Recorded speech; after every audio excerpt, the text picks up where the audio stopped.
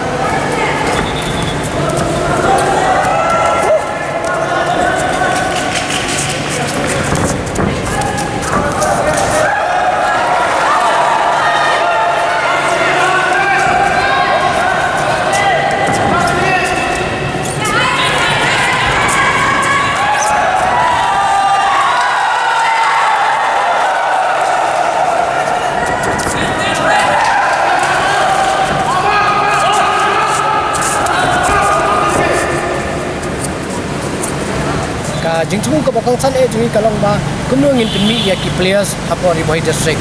te kani ka sen ka banikong do na kaliang ka Riboy District boxing kan kan organize ya kani ka championship ban nginget kani ka basdang bat kanang ya chakwat hakisi ki bangwat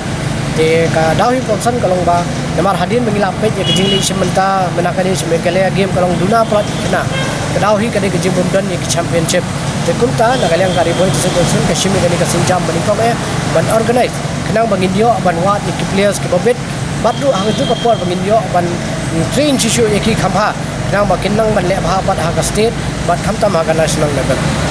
ki kena bila kai ni ki barakai babuni ki dina ki district regidan we artli ki bau ki bawan na ki we bat ki district ni bawan kun ka ban ai men semlang ya ki kena jengi namar bagim dan ha ka we category te ki wan katwa ni tang kediat Andre Barok babuni kini nak district la jong. Ka Riboy District Boxing Shani ka affiliate bat ka Meghalaya Boxing Association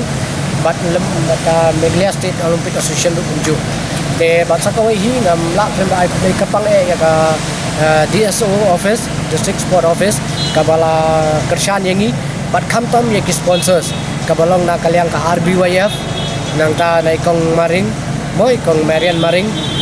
nang ta bat kiwi ki individual su kiba ina singim la ban mau poteng ni di paro kiba ino senyang na mata kani ka championship ini klem ka jing yarap dan joki la ni sok tilang ka joki minum la ban perlu ya kani ka championship de da ka jing dan ka joki mo bat ka jing sim khialang na kaliang ka deputy commissioner jengi menta ke gilala ban penya ya kani ka championship ni ko makalang menta kani ka tournament jengi kan kot la sai ka sengi kinwan na kaliang ki army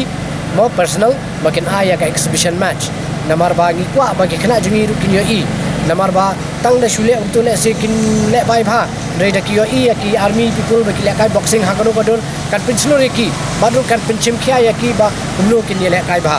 bo bat katnu ki dan kam ki training tingi kimi lenti ba da kaliang ki army la sai kinwan ba arbau lai bau e ba kini sementa badru ban pinti ya ka